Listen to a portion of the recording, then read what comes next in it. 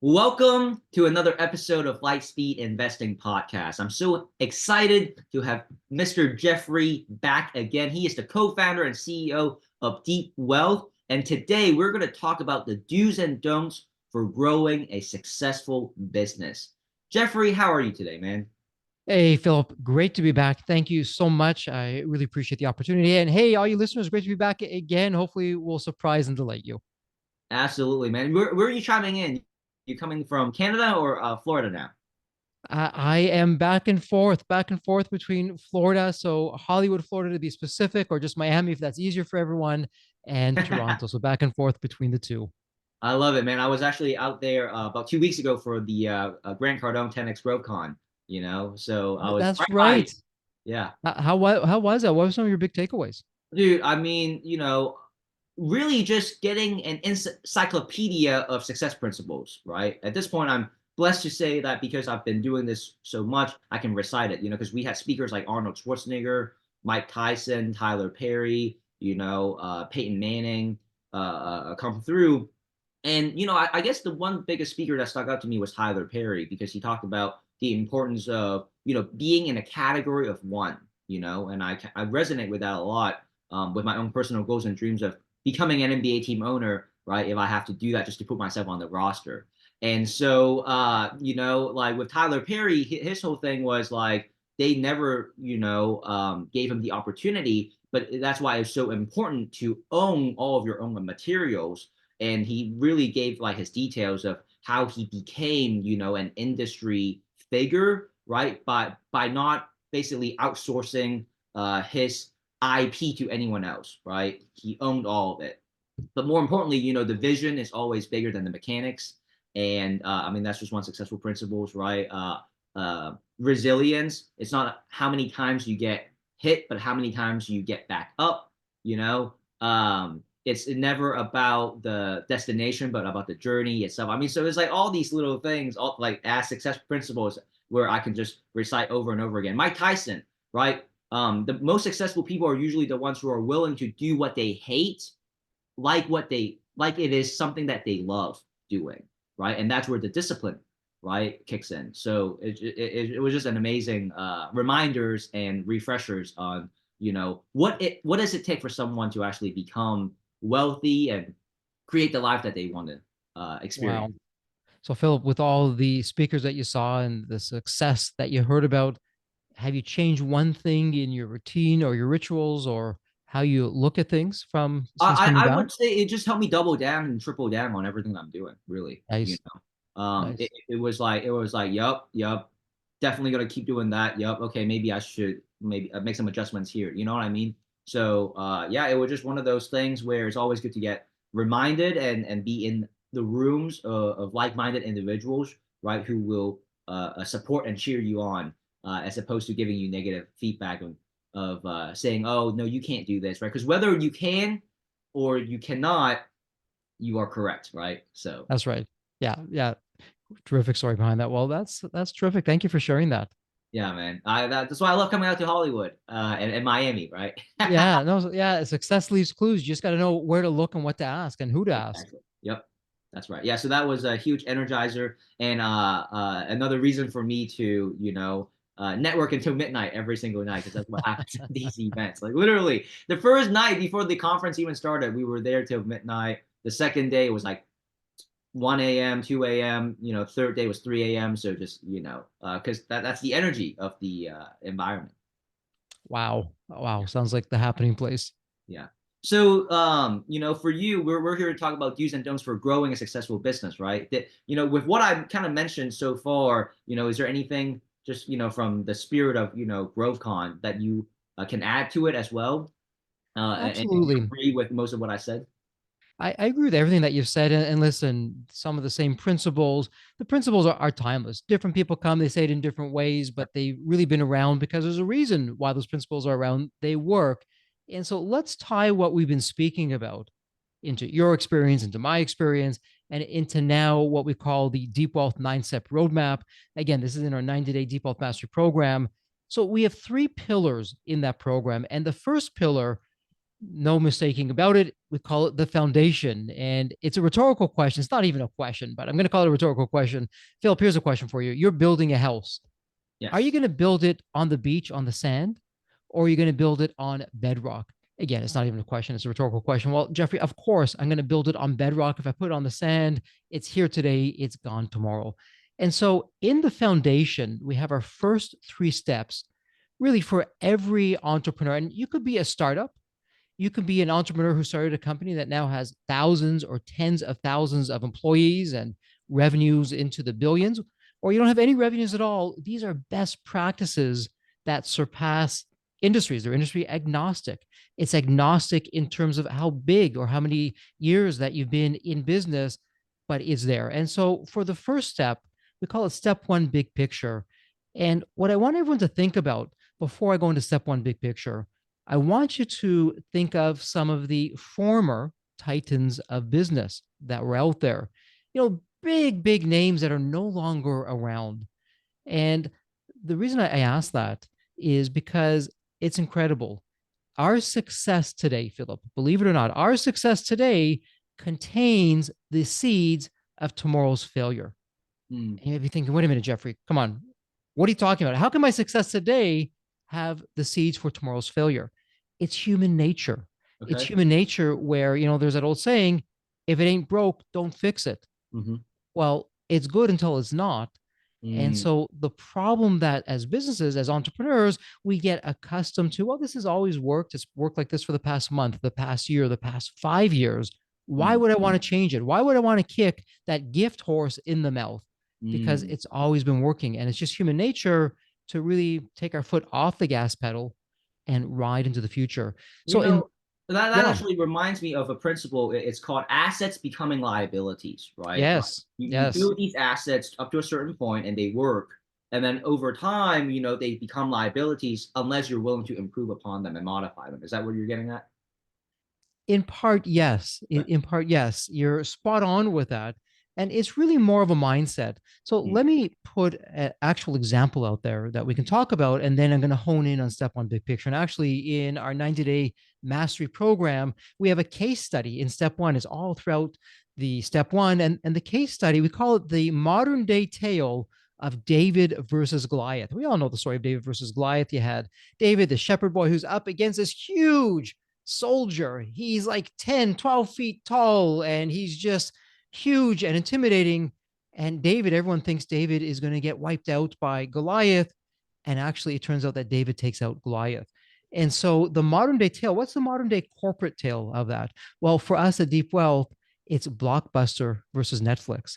So okay. back in the day, I want you to go back in time when it was all about video rentals. Remember those VHS machines and those big black boxes, otherwise known as VHS tapes? Well, Blockbuster was the 800-pound gorilla.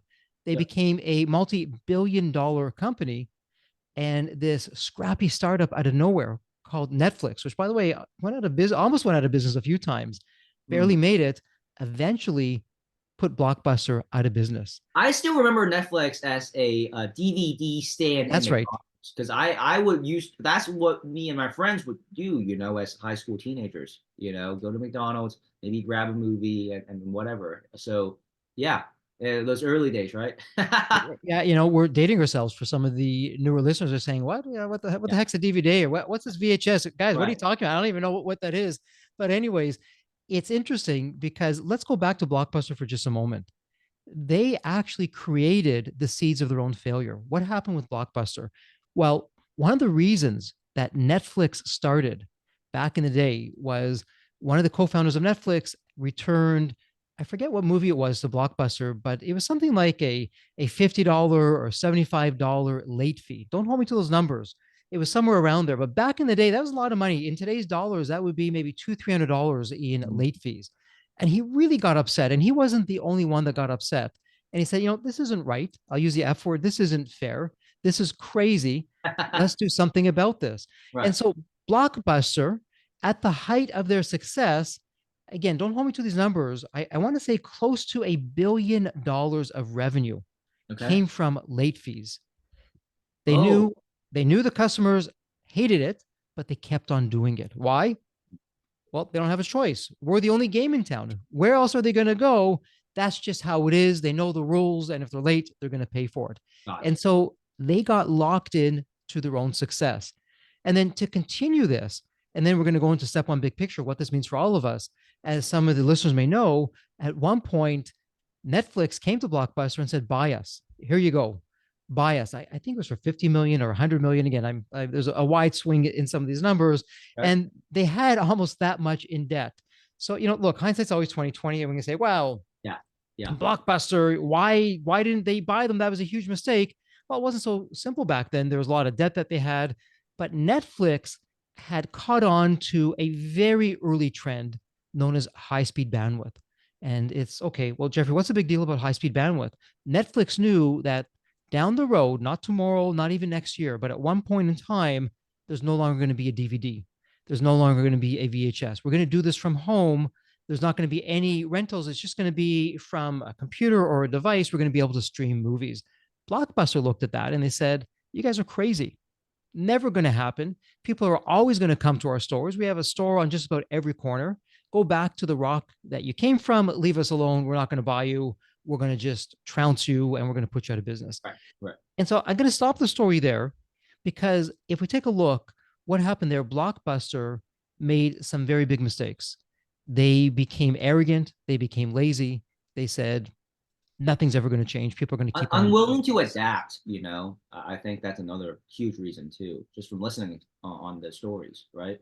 Absolutely. And so, Philip, I know you guys aren't like this because when we're talking offline, you're always speaking to your community, you're getting feedback. In fact, you're asking me, Jeffrey, what's the best community resource? We're looking at really enriching ours. So I know you're not like this. For the listeners out there, here's a question for you. Are you getting complaints from your customers that you're just ignoring? Are there things that are driving them nuts that at the first opportunity, they're going to bail and go to someone else? And so, for step one, big picture, what we're talking about, why it's so foundational. Step one, big picture, is what we call inflection points. It's what some people call blind spots. And so, what's an inflection point? An inflection point, it's right now, it's a very early trend. It could be years away, but we're going to track it. We're going to put some plans around it to make sure that we can address it. So, back in the Blockbuster Netflix days, Netflix identified high speed bandwidth as an inflection point very early on. This was back when we had dial up modems. It was a pipe dream, but they knew it was going to come. They just weren't quite sure when.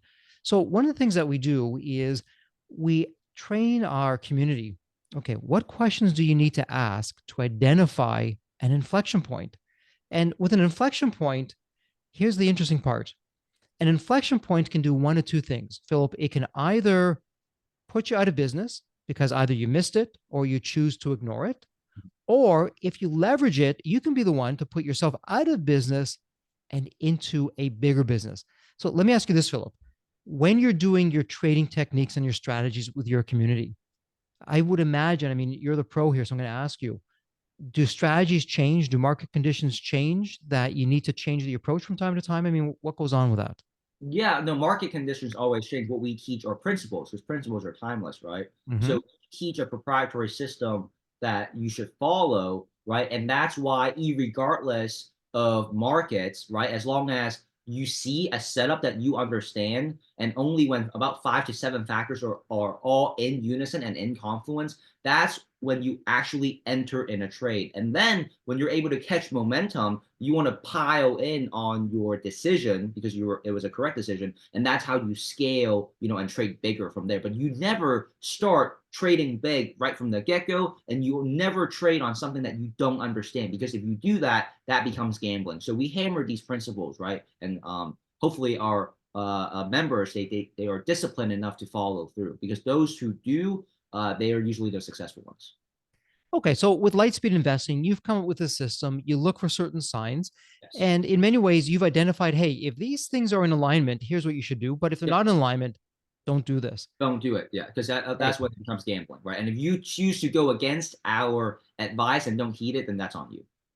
Exactly. And so it's a bit of a rhetorical question. Right. If we don't follow the Lightspeed investing system, chances are we are gambling, we're going to lose the money. It's not a great story. Yep. And so very clearly, you've put into your system, if things change, here's what you should be looking for. Here's how you can know when it's time to enter, when it's to exit. And so it's the same thing with step one big picture with us.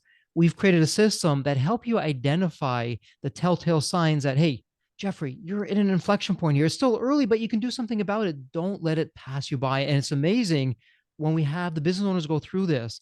We, at the end of it, we have a quick little questionnaire that we have them identify the inflection points. And they're coming out of saying, oh my goodness, I was asleep at the wheel. I just got so comfortable in what we we're doing and our success. I never saw the writing was on the wall. We better make some changes right now.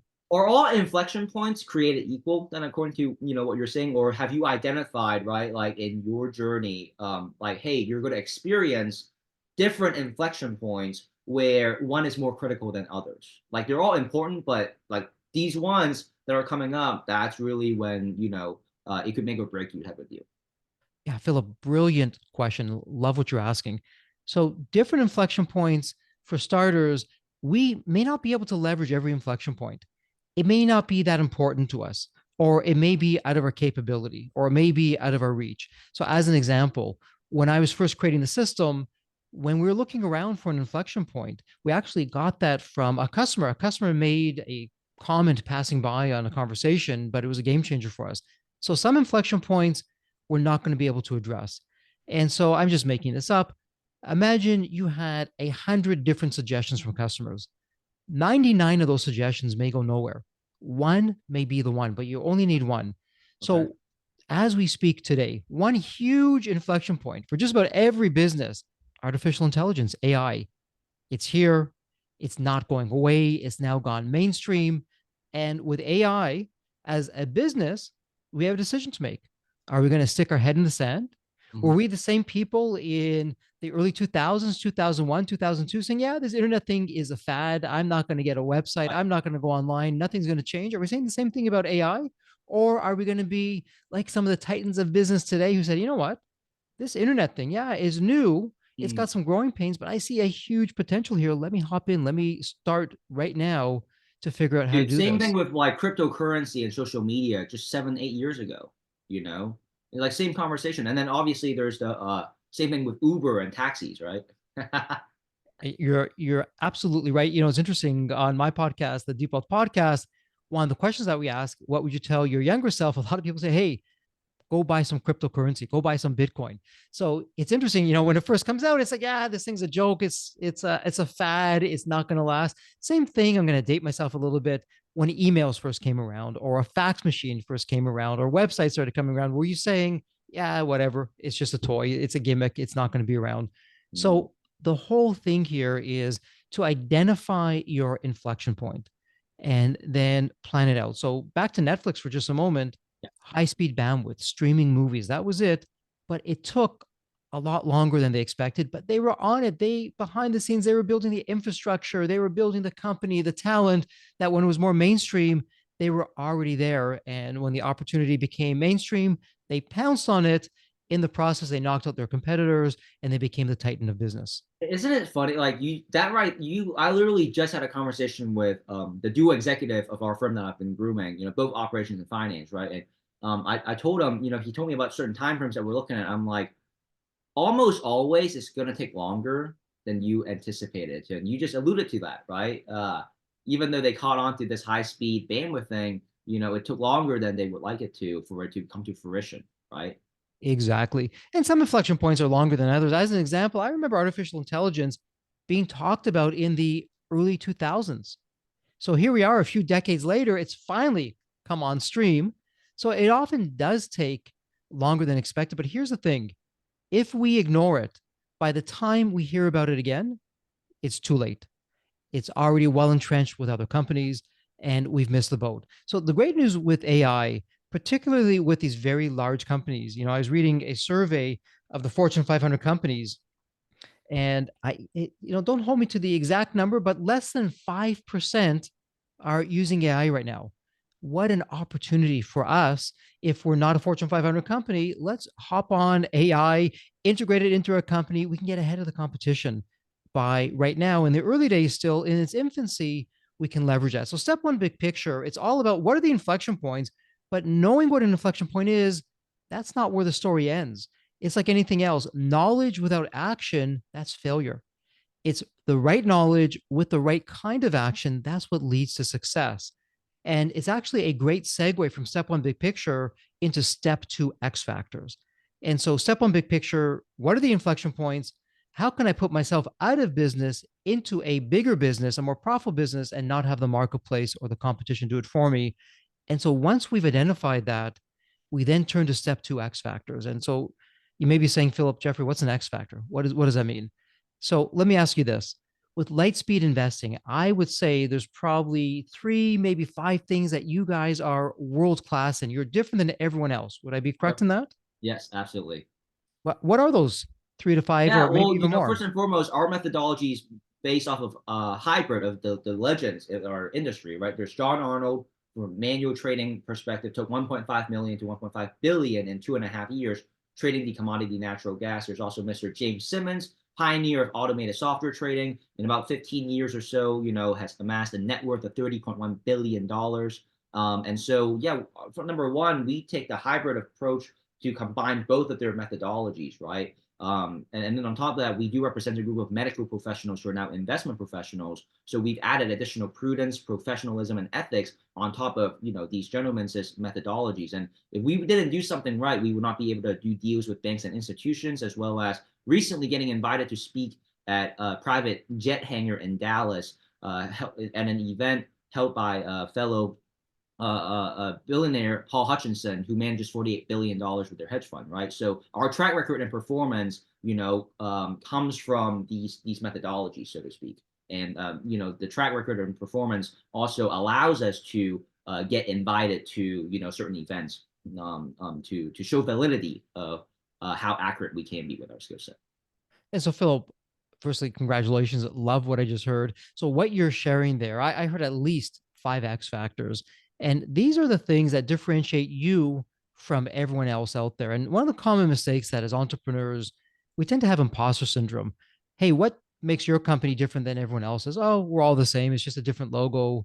Maybe we have a different slogan, but we're more or less the same. No, no, no, no, no. That's not the case. Every business has world class factors, X factors, at least three, possibly five, or maybe more of them. We don't necessarily know them. And then Mm-hmm. here's the other nice thing about step two X factors. So remember in step one, big picture, we identified an inflection point. So, Philip, I'm making this up right now. Maybe down the road, you're taking AI, which is an inflection point today, Yep. and you've created some very special algorithms with AI. You now incorporate it into your system that it now becomes a new X factor for you. Mm-hmm. And once again, it helps set you apart. So we can take an inflection point, we build a plan, we call them a launch plan around the inflection point, and that requires us to create some more X factors, some new X factors that we're going to go on and create to add to our existing ones. Gotcha. Gotcha. So like in this case, right, like the Blockbuster example, had they were they willing to embrace, and adapt, they would have come up with additional X factors for the digital age, so to speak, but they did not, right? And that's where they faltered. If we do a little bit of a deep dive very quickly, that actually began to happen. So the CEO said, you know what? I hear the marketplace. Let's start in really listening and investing into our community. Let's eliminate the late fees. Let's now also experiment with online streaming. And so when the Blockbuster board heard about this, they fired the CEO and they hired someone else who thought just like them. And guess what happened? Hmm. It was reversed. Late fees were put back in. The online streaming was closed down. Now, what's interesting, you never know, right? Hindsight's 2020. Had that not happened, it likely would have been Blockbuster, put Netflix out of business. Right. Because they already had so much going for them. I mean, they were just a bigger machinery, anyways. They had the brand, they had the real estate, they Brand. had the money, they Yep. had the customer base. It would have been very easy. They eliminated the late fees. They're now experimenting with streaming, but they missed that. So we'll never know what would have been. Maybe if you believe in a multiverse, that happened, and who knows what that's all about. But what's interesting is it goes back to, and it's no mistake that one of the X factors that every business potentially could have is company culture. So Blockbuster, it'd be fair to say that Blockbuster, the company culture was toxic. It was let's bury Oh, our head in the sand. yeah, Let's yeah. not listen to our customers. Let's do what's good for us. for our bank account, not what's good for the customer. And Mm. ultimately, that was a large part of why there was Blockbuster going out of business. Like temporary gratification, almost short-term gains, and really in the exchange of long-term collapse, so to speak. Exactly. Or, you can take another X factor. Let's look at Apple for just a moment. Okay. Okay. So, Apple, when it brought out the iPad, when it brought out the iPhone, Okay. they didn't invent that, but they took what was already there and they made it better. They improved upon it. They Hmm. have this culture that they're all geeks around the technology and the music and the experience and what the end user is going to go through, and people buy into that, and they all became excited. In fact, they even created a new category with the iPad at the time. I don't know if you remember when it first came out, people were like, why am I going to use this? I already have a phone, or I already have my computer. Why, or a tablet? Why am I going to use this? So very interestingly, it's our company culture, which is an X factor that can really make us or break us. So the Mm. X factors, that's what helps us communicate to all of our stakeholders what we're doing, why we're great, why they should continue doing business with us. Also, why, if they're not a customer, why they should become a customer. And here's, Philip, where it becomes interesting. So step one, big picture, we're identifying inflection points. Step two, X factors, what makes us world class, and we're creating new X factors to help us solve inflection point problems. Mhm. Now we go to step three, future buyer. So buyer takes on many forms. A buyer could be a customer right now, an existing customer. A buyer could be a future customer, a prospect. A buyer could be a future buyer of a company or a future investor of the company. So what's interesting, depending on what life cycle stage we are with the buyer, we're taking step one, big picture. We're taking step two, X factors. And now what we're doing is we're creating very powerful narratives. What's a narrative?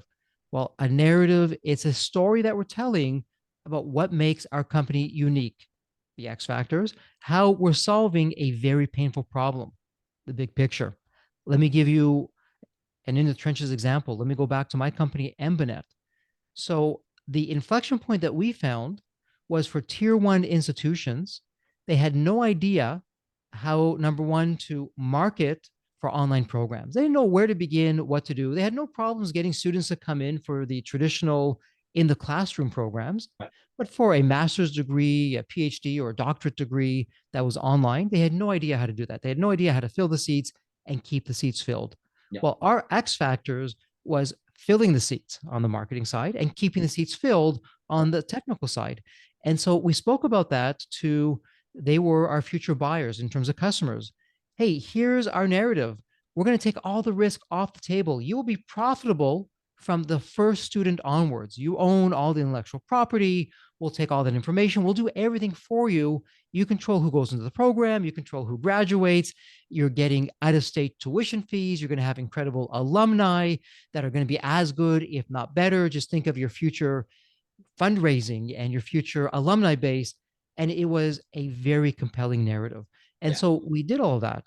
And so that's how we took an inflection point, leveraged it, and we actually created a market disruption. We created a whole new category, a Okay. really a new industry Right. for tier one institutions to go online, that the marketing was done for them, that everything online, all that was done for them for very high end results with incredible students.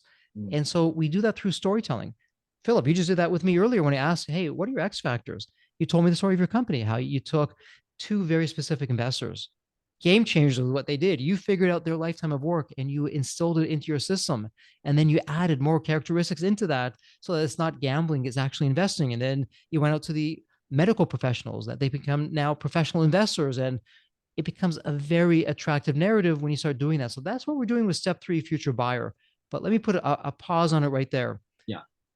People may be asking, well, Jeffrey, how does a story win me some new business? Or how does a story get me the deal of a lifetime if it comes time to sell my business? And we talk about this in Deep Wealth Mastery. We did a deep dive on the science, on the psychology, on how our brain thinks. And the long and short of it is this: a compelling story with a terrific storyteller. The human brain, they've done the scans on the human brain.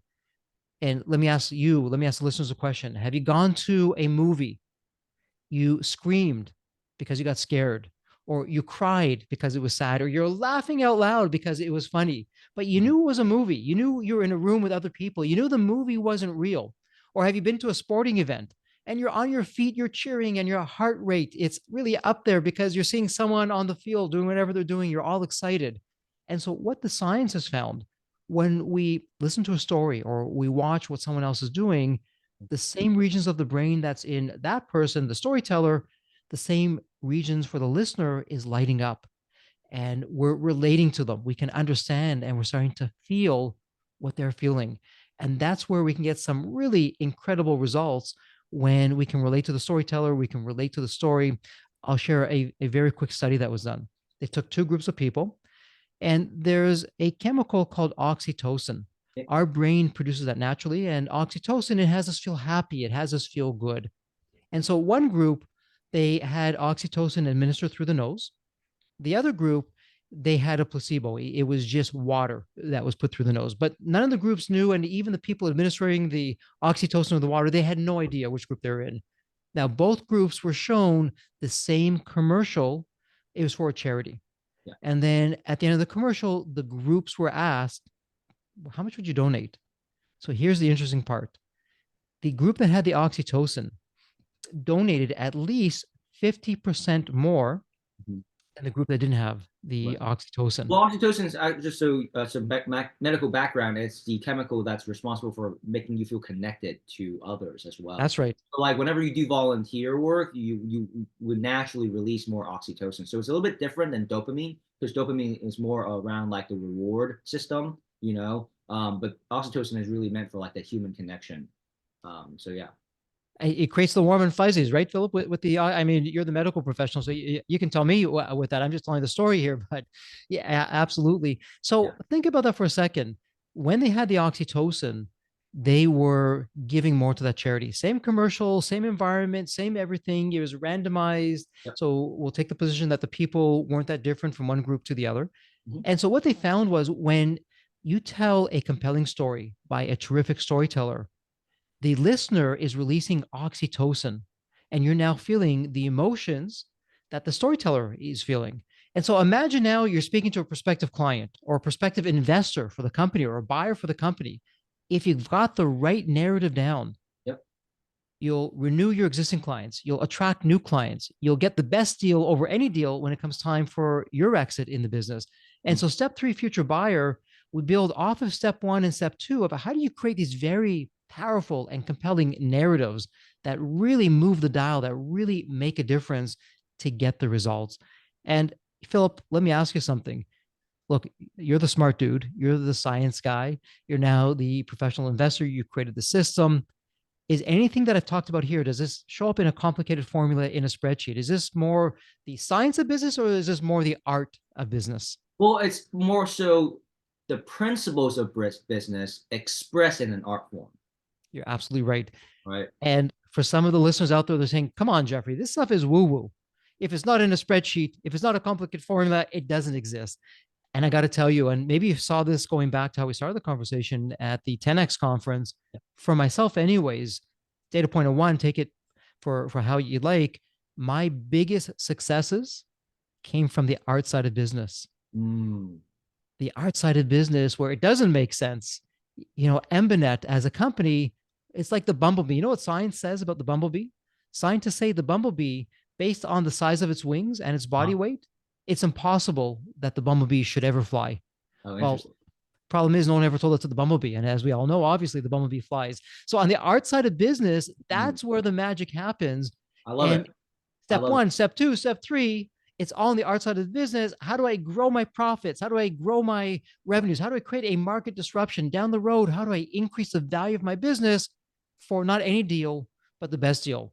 So we've done a deep dive on pillar number one, the foundation with the three steps, but I'm going to put a pause in it there and really Yeah. put it back over to you. You've been very gracious with your questions and the time. Of course. Well, I just want to comment, when you talk about the art side, right, it again aligns with, the best golden nugget I've ever gotten from billionaires and non-billionaires alike who are successful, which is no matter what vehicle of business we're in, Jeffrey, right? Podcasting, investing, building and exiting a business, doctor, lawyer, engineer, restaurant owners, that's the vehicle of business.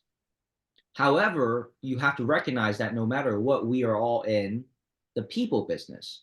And so when Yes. you talk about the art side, because when you do a deal with Nike or IBM, you're not doing it with the entity, you're doing it with the individual representing that entity. And by the way, what is an LLC anyways? It's an extension of the business owner, right? We created it. So the point is, when you talk about the art side of business, you're talking about compelling, the people business in a strategic way, right? That actually invokes emotion. And when you have emotions invoked, then the concept of persuasion, the concept of buyer psychology, all of that will facilitate themselves at a much greater ease, right? Than otherwise. Yeah, no, absolutely. We are in the people business. Listen, whoever said that business isn't personal was never in business. It's completely personal. It's so personal, man. Yeah, and it also goes back to really on the art side. It's the art Mhm. side of business, but also the art side of life. Are you a happy person? If you're a happy person, generally speaking, that's likely going to manifest itself in the business. It's You're going to have a Right. better company, happier employees, happier customers, and so it's really all interconnected. Well, that's why, a lot of successful people say, the reason why I got to where I am is because I focused more on developing myself. And as I have been able to do so, then of course your finances, your relationships, they should all flourish accordingly, right? Because at the end of the day, your business is a reflection of you. So if you don't take care of yourself, then it's going to show up, in ways that will reflect. If you're not organized, if you're not structured, if you're not disciplined, your business will show because it's an extension of you, right? So I love that, you're reminding me of making sure we stay connected to the people business by being able to be creative, right? And expressing, the art side of whatever it is that you are trying to get the world to be more aware of, right? Exactly. Hey, it's actually a great segue for us to wrap up on when Yeah. we're talking about the people side. For us to really help other people, Mm. we've got to show up healthy with energy, with clarity, with focus, like what you've been doing, Philip. Very interesting. And it's really no surprise you're successful. You have really been on yourself, figuring things out. And now you're showing up with that confidence and with that health behind that, with that energy. Look, you're up to 3 in the morning. Hopefully, you'll make up that sleep, that lost sleep. Nudge, nudge, wink, wink. But one of the things that we do in the Deep Wealth Mastery Program, sometimes we call it the Scale for Ultimate Sales System, we talk a lot about health and how do we protect our health? Well, whether our exit is 2 years away or it's 22 years away, we can begin to prepare for that today. Mm. Most business owners show up unprepared and they give up their health. They make bad decisions because they've got pressure, they've got commitments. Jeffrey, we need a decision. The other party needs a decision. Where are you on this? Well, I'm not prepared. I don't know. I feel all the stress. They shut down. And when you're prepared, you show up, you have peace of mind, you have clarity, you've been taking care of yourself so you can make the right decisions at the right time. And so, believe it or not, you don't find it a lot out there. We're probably one of the only programs that does this. Again, we're the only program based on a 9-figure deal. Yeah. We believe that preparation at the right time, at your own pace, Mhm. keeps you healthy, I love doesn't it. have you sacrifice your health, your time, and your money. And if there's one takeaway for the listener from what we've been talking about today on the art side of business, the art side of life, it's preparation. Mm. It's boring. It takes some time. It takes some effort. But wow, once you've done that, the ROI is huge. Just like I would imagine, Philip, the preparation to learn your system, really figure out those strategies. It's a Mm. huge ROI. It's a lifetime ROI. It takes time, though, to get to learn it Yes, and understand absolutely. it. It's a skill set that you can have for the rest of your life, and you Yeah, can go and scale it, right? But yeah, there's definitely a learning curve. And by the way, I think this is also a really important point to address before we end officially, for this episode, which is you obviously come from the education learning system, right? Correct. Like, and you're more like tech related, so for the deep wealth mastery principles that you have come up with, would you say it's better suited for online entrepreneurs, or do these principles also apply to brick and mortar businesses? great question. What gets me really excited about our system, we are industry agnostic. Right. So you could be high tech, you could be a manufacturing company, you could be a SaaS company, you could be low tech, you could be a startup, you could be, we have some companies in our community approaching $1 billion in revenue. So you can be $0 in revenue. What we spoke about earlier, best practices are best practices. Mm, And really, Philip, the differentiator between someone who with our system is successful or not, it comes down to not the system itself, because the system works. It worked for me. We've replicated. It works for many others now. It mhm, comes down to the person's mindset. Are you open to change? Are mm. you prepared to invest your time into new strategies that are game changers? They're industry agnostic. It just takes time, like anything else, to really take them and make them your own and then implement them into your system. So it all comes back to mindset of what are you prepared to do to invest today, tomorrow, and into your future.